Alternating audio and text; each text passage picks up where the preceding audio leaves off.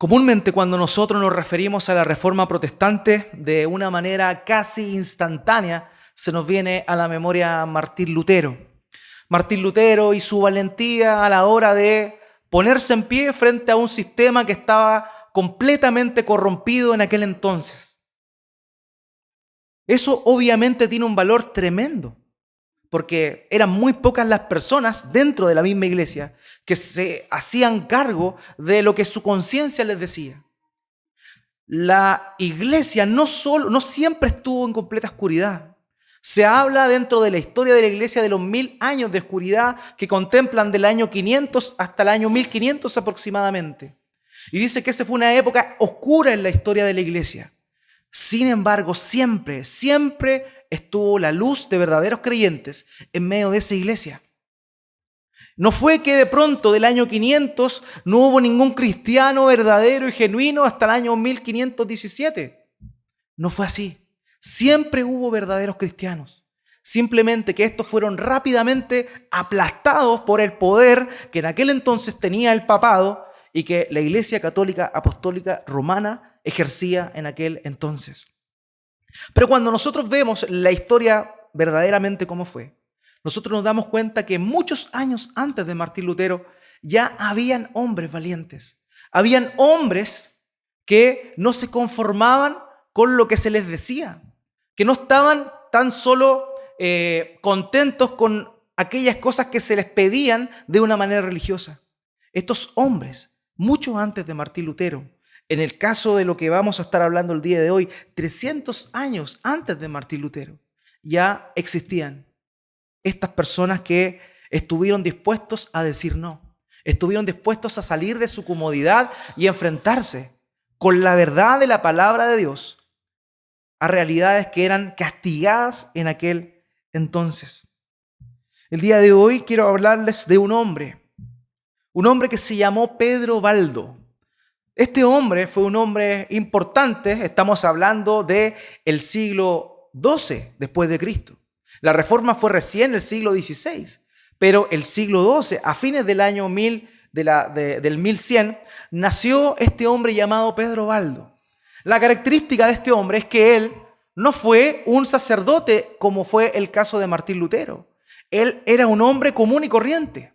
E incluso la historia cuenta que él era un mercader rico que nació en Lyon, Francia. Y estando ahí, una vez, era un hombre tan rico que tenía mucha fortuna, muchas propiedades. Tenía una esposa y 2 hijas, las cuales no tenían necesidad de nada. Sin embargo, cuenta la historia que un amigo muy cercano a él falleció. Y ante esa situación tan rápida, tan arrebatada, nació en su corazón una inquietud. Y la inquietud de Pedro Baldo fue cómo buscar verdaderamente a Dios. Fue así que se acercó a la Escritura e intentó buscar en la Escritura qué dirección podía tener. Lamentablemente en aquel entonces, la única Biblia que era autorizada era una Biblia, la Vulgata Latina, escrita por Jerónimo de Estridón, y esta Biblia estaba escrita en latín. Pero Pedro Baldo era francés. Y había una distancia tremenda que en ese momento, cuando él trató de buscar la Escritura, se dio cuenta que había que hacer algo al respecto. Luego de eso, se dirigió a donde un sacerdote y le preguntó: siento un vacío en mi corazón.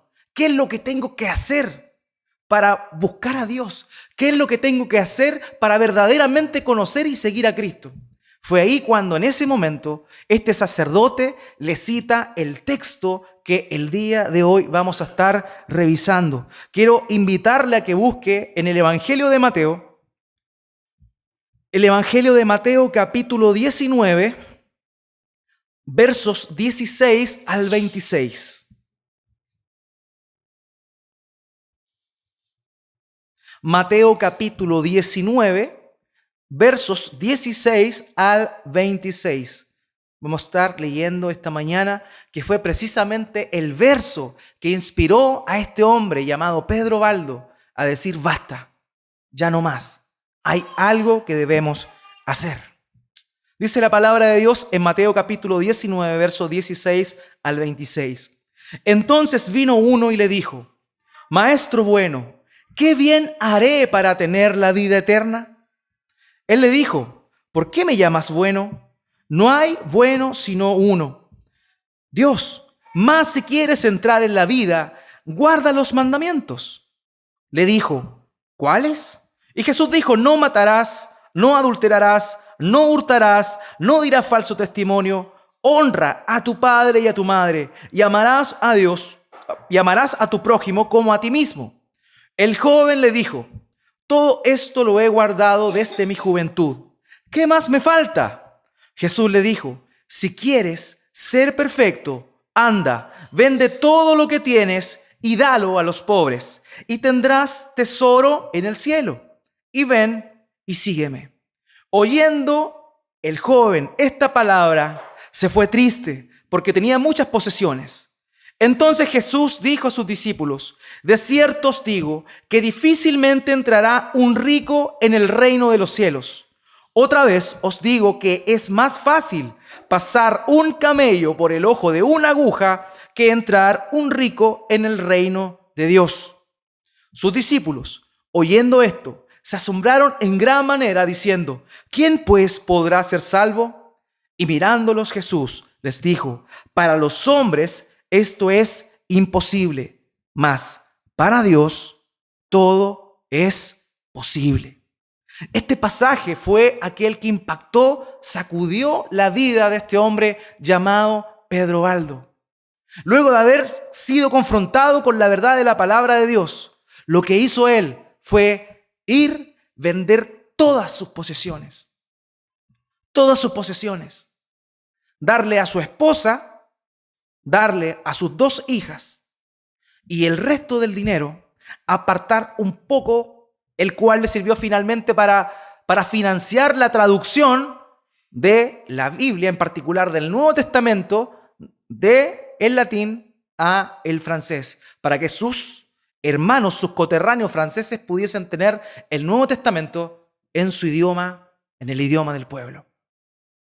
Vendió todo lo que tenía, sacó estas porciones que les acabo de mencionar y finalmente todo el resto lo entregó a los pobres de la ciudad. En aquel entonces, la nación de Francia y también Alemania se encontraban en una hambruna tremenda. Este hombre fue un facilitador en una época difícil, en una época hostil. Pero lo que él hizo fue seguir el llamado de lo que Dios le había dicho por medio de su palabra.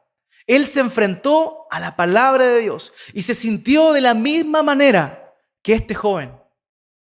Pero él no estaba dispuesto a hacer lo mismo que este joven hizo. El relato cuenta que este joven se fue triste. Más bien Pedro Baldo, contento y gozoso, vendió todo lo que tenía, lo repartió y se entregó a la predicación del Evangelio. En aquel entonces la predicación del Evangelio solo estaba supeditada a aquellos sacerdotes que tenían autorización para hacerla. Estaba prohibida que un laico predicara la Escritura. Sin embargo, él comenzó a predicar la Biblia. Empezó a hablar de la palabra de Dios a las personas, a aquellos mismos pobres a quienes él les estaba proveyendo para sus necesidades.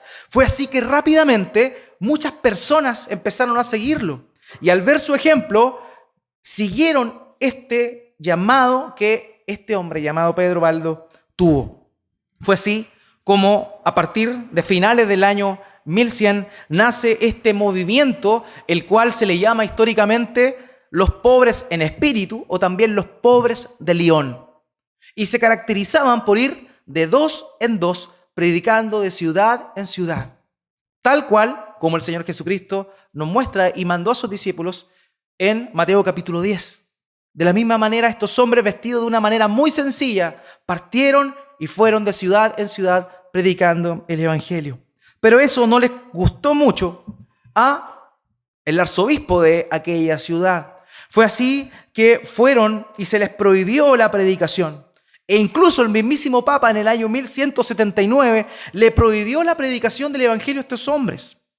Se le llamó a lo que se denominó el Concilio de Letrán y se llamó a Pedro Baldo y se le preguntó algunas cosas con respecto a qué era lo que él creía. Cuando llegó el momento y se le preguntó sobre qué pensaba de la Madre de Cristo, este hombre Pedro Baldo dijo: yo creo ciertamente en todo lo que históricamente se dice de la Madre de Cristo, pero no creo que ella sea un objeto de fe para salvación. Fue así que se le prohibió completamente predicar el evangelio a este hombre llamado Pedro Baldo. El movimiento de Pedro Baldo pasó a denominarse con los años los valdenses. Fue así que pese a la prohibición, ellos continuaron predicando. Dentro de su credo, de aquellas cosas que ellos creían, estaba, por ejemplo, la defensa de la lectura de la Biblia en el idioma del pueblo. Cosa que un par de siglos después, John Wycliffe haría lo mismo en Inglaterra. Esto fue mucho antes que John Wycliffe. Decía que los sacerdotes no eran necesarios para la salvación. Es decir, no había que mediar por medio de un sacerdote para llegar a Dios, que era lo que el catolicismo romano enseñaba.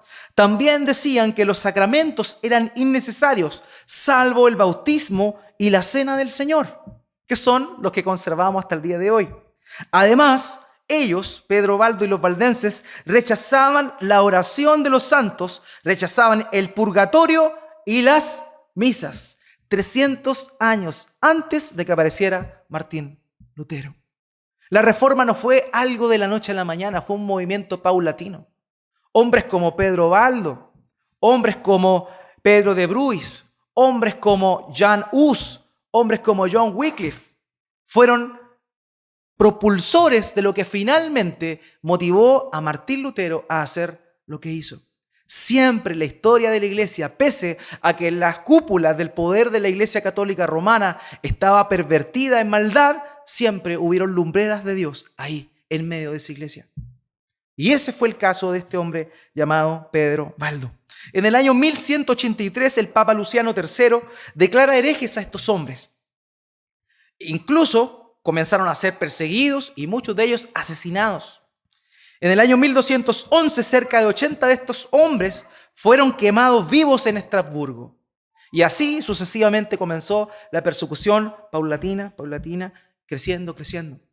La iglesia valdense es la iglesia prerreformada más antigua que hasta el día de hoy existe.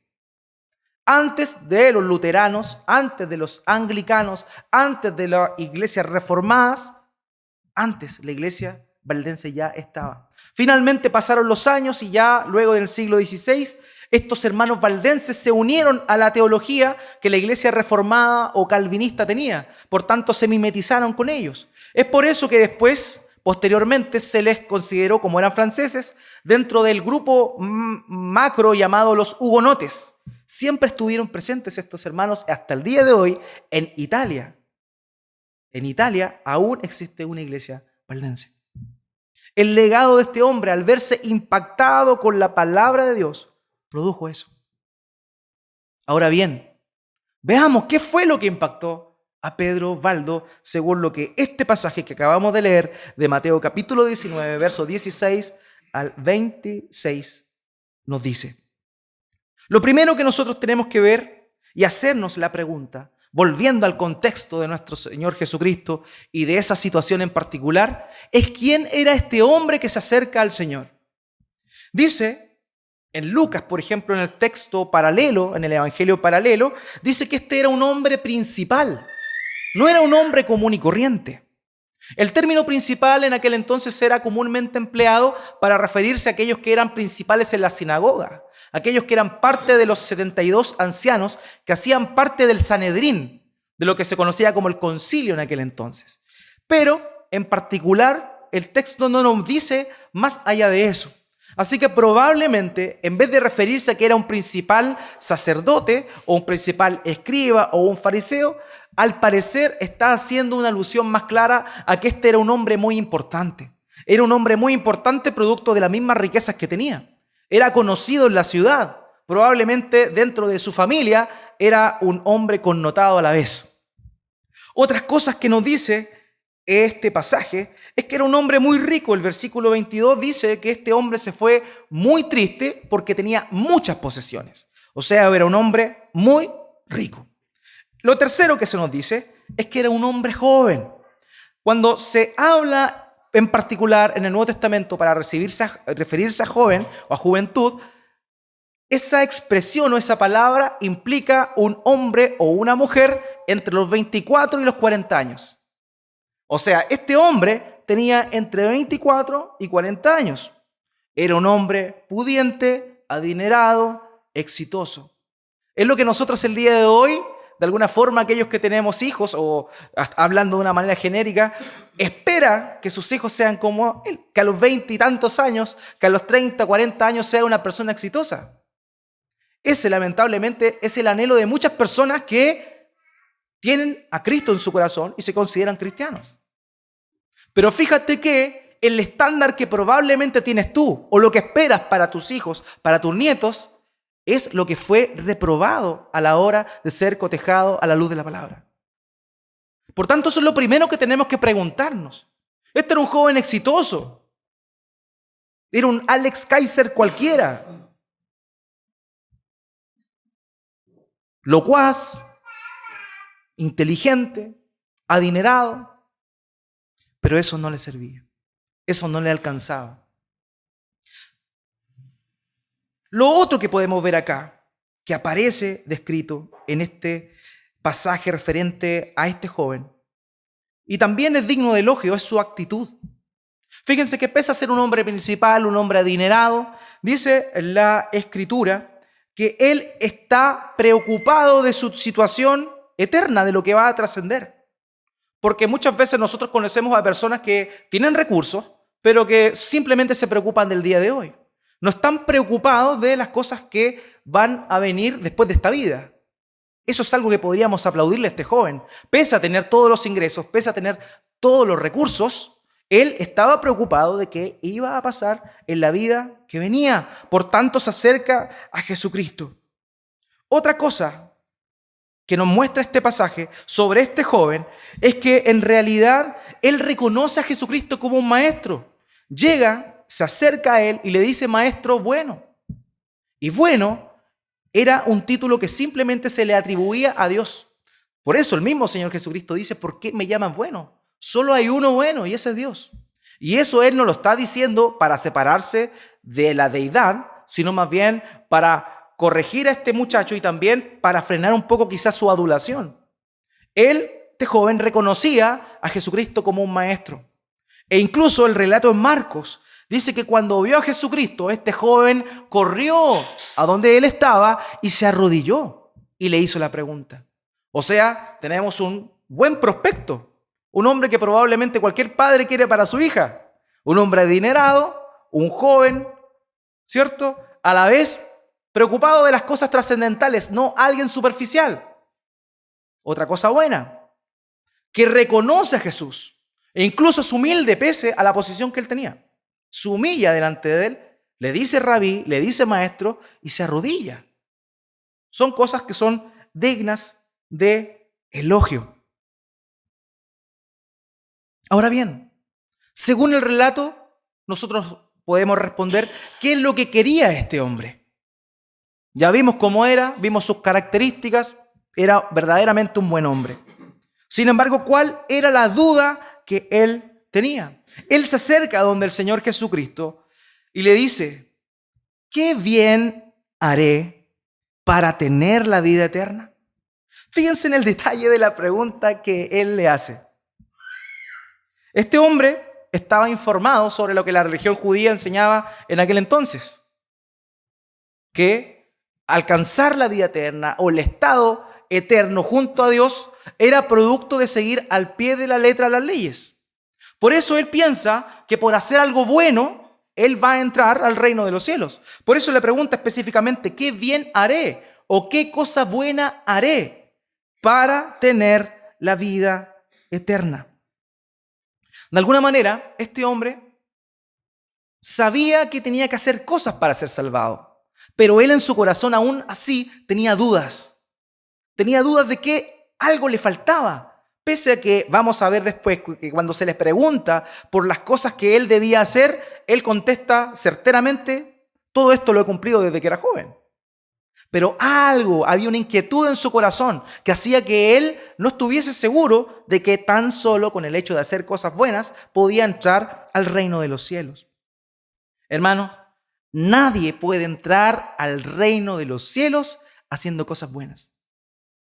En el Evangelio de Lucas, cuando se relata la palabra que ocupa Lucas para referirse a la pregunta que le hace el Señor es: ¿qué haré para heredar el reino o heredar la vida? Fíjense en eso. ¿Qué haré para heredar?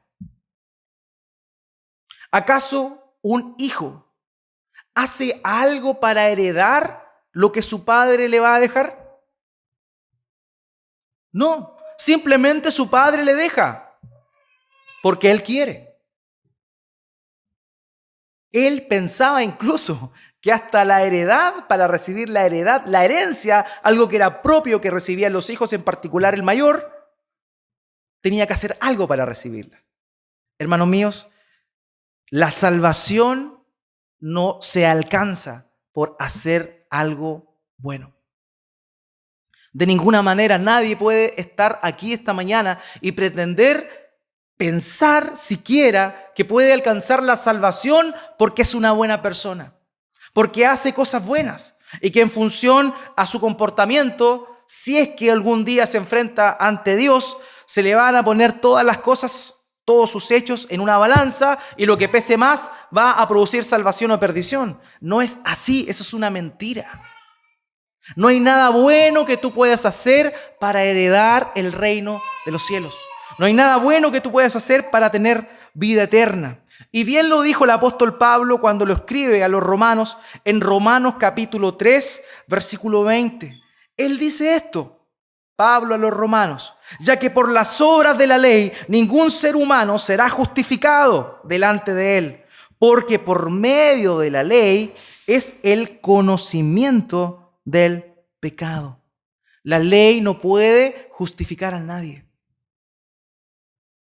Porque el propósito de la ley, el propósito de las ordenanzas de Dios son para manifestar la condición pecaminosa del hombre. Cuando tú ves, y el mismo apóstol Pablo dice: yo no supe lo que era la codicia hasta que leí, no codiciarás. Fue en ese momento cuando algo en mí empezó a codiciar. Él se dio cuenta de que la codicia era pecado producto de la ley. Este hombre creía que por obedecer las cosas que la ley mandaba, podía alcanzar la salvación y la vida eterna. Es por eso que el Señor Jesucristo le responde esto, y fíjese bien, Él le responde esto: guarda los mandamientos. Él le responde: ¿qué he de hacer? ¿Qué de bueno he de hacer para heredar la vida? Y Él le dice: guarda los mandamientos. Él no dice eso para que este hombre dijera: bueno, ya lo he cumplido todo, sino más bien para que se cuestionara a sí mismo y dijera: cumplo esto, cumplo esto, cumplo esto, cumplo esto. No, esto no. Ah, chuta, soy pecador. Por eso Él le dice eso. Por eso le pregunta, para que él se diera cuenta que no cumplía toda la ley de Dios. La respuesta de este hombre fue más pretenciosa todavía. Él le pregunta: ¿cuáles? ¿Cuáles mandamientos? Dentro de las leyes o los estatutos, ordenanzas que Moisés había instaurado, lo que se conoce como la mitzvah, está constituido de 613 mandamientos. O sea, si pudiésemos compilar todo lo que Moisés ordenó en la ley, son 613 mandamientos. De esos 613 mandamientos, este joven le pregunta: ¿cuáles? ¿Cuáles? Entonces el Señor le responde: 1, no matarás. 2, no adulterarás. 3, no hurtarás. 4, no dirás falso testimonio. 5, honra a tu padre y a tu madre. Finalmente, termina dando el resumen: amarás a tu prójimo como a ti mismo. ¿Se acuerdan que el Señor Jesucristo, cuando se le preguntó cuál era el mandamiento más importante, Él dijo que eran básicamente 2? Amarás a Dios con todo tu corazón, con toda tu mente, alma y fuerzas, ¿cierto? Y también amarás a tu prójimo como a ti mismo. Y si nosotros nos vamos al decálogo, a los 10 mandamientos, nosotros encontramos que de los 10 mandamientos, los primeros 4 están concentrados en la primera parte de esto, en amarás a Dios. No tendrás dioses ajenos, ¿cierto? Guardará el Sabbat. Todos esos mandamientos son en función a la relación con Dios, al amor para con Dios. Pero los siguientes 6 mandamientos hacen alusión a el amor para con el prójimo. Por eso Él le dicta estos mandamientos, le dice, no matarás, no hurtarás, no adulterarás, no dirás falso testimonio, honra a tu padre y a tu madre, y Él le da el resumen de todo ello, amarás a tu prójimo como a ti mismo. Ahora bien, muchos se preguntan por qué Él no le dijo amarás a Dios, porque también es parte del mandamiento. La respuesta es simple y sencilla, porque nadie puede amar a Dios si no ama primero a su prójimo. Primera de Juan capítulo 4, versículo 20, el apóstol Juan le dice esto a los hermanos: si alguno dice yo amo a Dios y aborrece a su hermano, es mentiroso. Pues el que no ama a su hermano, a quien ha visto, ¿cómo puede amar a Dios a quien no ha visto? Esa es la razón, probablemente, por la cual el Señor le dice y le hace el resumen solamente de aquellos mandamientos que tenían relación a el amor para con el prójimo. Ahora bien, otra vez, luego de haber oído eso, luego de que se les enumeró cada uno de los mandamientos que este hombre debía cumplir, que ya de los 613 se habían limitado simplemente a 6, Él dice lo siguiente: todo esto lo he guardado desde mi juventud. ¿Qué más me falta? Este era un hombre que aparentaba de alguna manera ser bueno, tener conciencia de Dios. Era un hombre que reconoció a Jesucristo como Mesías, o sea, no como Mesías, sino como maestro. Se arrodilló delante de él, pero sin embargo era un hombre que se consideraba justo. Era un hombre que se consideraba bueno. Esos mandamientos de niño que los cumplo. ¿Qué más? ¿Qué más tengo que hacer? Y ahí viene la maravillosa, tremenda y perfecta respuesta del Señor Jesucristo. Jesús le dijo: si quieres ser perfecto, anda, vende lo que tienes y dalo a los pobres, y tendrás tesoro en el cielo. Y ven y sígueme. Fíjense en algo. Curiosamente, cuando el Señor Jesucristo le dice y responde la segunda vez los mandamientos que tenía que cumplir, de todos los 6 mandamientos que están en Éxodo capítulo 20, se abstiene de comentarle uno. Dice: no matarás, no hurtarás, no adulterarás. Pero faltaba uno que era importante: no codiciarás. Porque si lo hubiese dicho, no codiciarás, en ese mismo momento el hombre hubiese quedado perplejo. Ahora, ¿cómo el Señor Jesucristo le respondió? Le respondió: si quieres ser perfecto, anda, vende lo que tienes y dalo a los pobres, y tendrás tesoro en el cielo, y luego ven y sígueme. Hermanos, nadie puede entrar al reino de los cielos si no cumple la ley. Nadie puede cumplir la ley. Por eso el recorrido que el Señor Jesús le hace por los mandamientos no es para que este hombre se sintiera identificado, que verdaderamente podía o tenía la oportunidad de entrar al reino de los cielos, sino más bien para que se diera cuenta que era pecador. Y la forma de decirle no codicies, porque ¿qué es codiciar? Desear lo que tienen los otros. Él le manda a que cambie su corazón y que haga lo contrario. En vez de codiciar lo que tenían los otros, deshacerse de aquellas cosas que él tenía para suplir las necesidades de los demás. O sea, no codiciarás. De esa forma es que nadie puede pretender seguir a Cristo sin reconocer su condición pecaminosa, sin tener que abandonar y dejar algo. Mi hermano Juan, en el tiempo de devocional, citaba Mateo 16:24, que fue precisamente antes de esta situación, antes de este evento, lo que el Señor Jesucristo le dice a sus discípulos. Dice así: Entonces Jesús dijo a sus discípulos: si alguno quiere venir en pos de mí, niéguese a sí mismo y tome su cruz y sígame.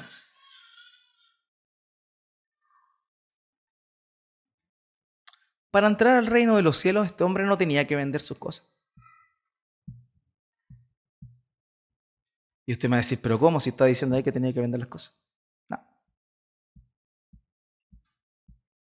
Para entrar al reino de los cielos, lo que debía hacer este hombre era seguir a Jesús. Eso era lo que le permitía entrar al reino de los cielos. Pero sus posesiones, su codicia, todas sus pertenencias, lo que hacían era un estorbo para que él pudiera seguir a Jesús.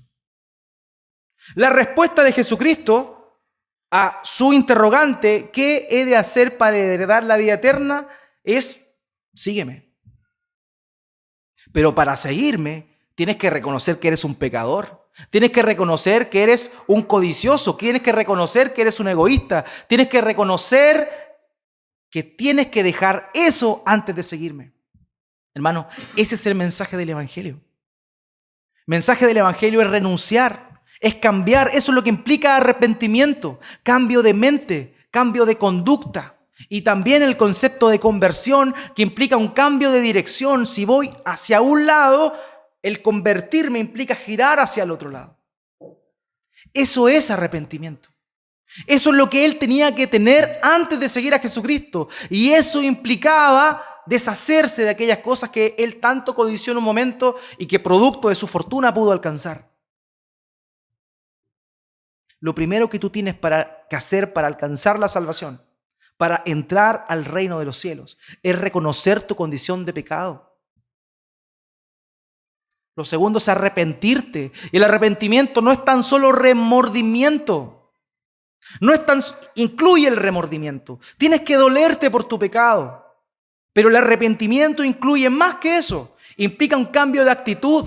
Es por eso que lo que le solicita al Señor Jesucristo: anda, ve, vende todo lo que tienes y dáselo a los pobres, es el actuar del arrepentimiento, es el fruto del arrepentimiento. No es tan solo dolerme porque soy codicioso, no es tan solo dolerme porque soy un mentiroso, no es tan solo dolerme porque soy avaro, no. Es dolerme porque soy un pecador, de tomo y lomo. Reconocer mi condición y cambiar. Por eso es que el mismo Juan habla de los frutos, el Juan el Bautista habla de los frutos de arrepentimiento. Porque el arrepentimiento genuino, verdadero, debe ir acompañado de frutos. Y este era el fruto que el Señor Jesucristo le estaba encargando a este hombre. Para ir y seguir a Jesús y heredar la vida eterna, tú tienes que reconocer tu condición de pecado. Tú tienes que arrepentirte y cambiar y pretender hacerlo por lo menos y luego seguir a Jesús. Porque seguir a Jesús es finalmente lo que hace que tú entres al reino de los cielos. Si tú no sigues a Jesús, no hay reino de los cielos para ti. Porque Él es el único que puede cumplir la ley perfectamente. O pregúntate a ti si el día de hoy puedes hacer el checklist que hizo este hombre y decir: no he adulterado, no he robado, no. ¿Son puros tics dentro de tu checklist? Te afirmo que no lo es. Lo único que necesitas tú es arrepentirte, porque Cristo es aquel que cumplió perfectamente con esos mandamientos por ti, en tu lugar. Por tanto, nunca olvides esto tan sencillo del mensaje del Evangelio, pero que lamentablemente se nos olvida. Y muchas veces, en el caso de este hombre, esto no le permitió entrar en el reino. Pero muchas veces aquellos que estamos en el reino, ya estamos adentro, ¿qué hacemos? Cristo, y de pronto algo exitoso, algo que te puede producir dinero. Mejor voy para allá. Puedes ir siguiendo a Cristo y aparecen otras cosas. Y tu mente se va para otro lado. Sigue a Cristo, y para seguir a Cristo tienes que eliminar, deshacerte de todos los estorbos que te prohíben seguir a Jesús. Y eso es tan importante, hermano. Eso fue lo que movió el corazón de este hombre y endureció más bien el corazón de este hombre para irse triste. ¿Por qué? Porque tenía muchas posesiones. Hay algo que me parece curioso dentro del relato, porque el Señor Jesucristo bien podría haberle dicho, ¿sabes qué? Todo lo que tienes, dáselo a los pobres. Pero Él no le dice eso. Él dice, ve, anda, vende todo lo que tienes y dáselo a los pobres.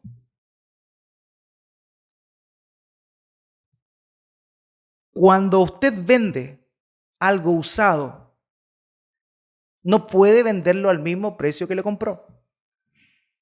Eso implica desprenderse, porque ya tiene un tiempo de uso. A este hombre no era llegar y vender, regalar lo que tenían los pobres, sino era vender, deshacerse de aquellas cosas que él amaba, que él valoraba, que quizá con esfuerzo y trabajo había conseguido, ver que éstas no tenían tanto valor al final del día, y eso que juntó, dárselo a los pobres. Era algo mucho más allá. Era desapegarse por completo, desarraigarse del anhelo, del deseo de tener posesiones materiales. Pero este hombre tenía tantas que tristemente se fue. En ese momento vemos lo que aparece en los versículos 23 al 26. Y es Jesucristo mismo el que dice esto, hermanos. Entonces Jesús dijo a sus discípulos, de cierto os digo que difícilmente entrará un rico en el reino de los cielos. Otra vez os digo que es más fácil pasar un camello por el ojo de una aguja que entrar un rico en el reino de Dios. Sus discípulos, oyendo esto, se asombraron en gran manera, diciendo, ¿quién pues podrá ser salvo? Y mirándolo Jesús les dijo, para los hombres esto es imposible, mas para Dios todo es posible. Un rico ama tanto sus cosas que no está dispuesto a hacer ese sacrificio. No está dispuesto a tomar la cruz y seguir a Cristo. Ahora bien, aquí estamos hablando de este rico en particular. No quiere decir que todas las personas que tienen dinero o recursos sean así. Abraham era un hombre que tenía recursos también, pero su corazón no estaba ahí. Tiene que ver con el corazón. Pero en este caso, en el rico, en este caso de rico en particular, y también de muchos más que aman y desean y codician y quieren más y más y más, como dice el proverbio, el ojo nunca se cansa de ver. Eso dentro de la cultura hebrea significaba nunca se deja de codiciar, porque el ojo siempre está asociado a la codicia. El ojo nunca se deja de codiciar. Y por eso es que ese verso tiene tanta importancia en este contexto de las riquezas. Pero él dice, más fácil pasar un camello por el ojo de una aguja que un rico en el reino de los cielos. La pregunta cae de cajón. ¿Puede pasar un camello por el ojo de una aguja? Es imposible. Es imposible. Algunos hermanos, muchos años después, y esta es una tradición de la época medieval, decían que en verdad cuando se refiere al ojo de una aguja, no se refiere al ojo de una aguja que nosotros conocemos. Estos hermanos decían que en Jerusalén había una puerta pequeña donde en la noche podían entrar las personas y los camellos podían entrar pero arrodillados. Acabo de romperle su sueño porque eso no es verdad. Eso no es así. Cuando el Señor Jesucristo dice, es más fácil pasar un camello por el ojo de una aguja, está diciendo eso.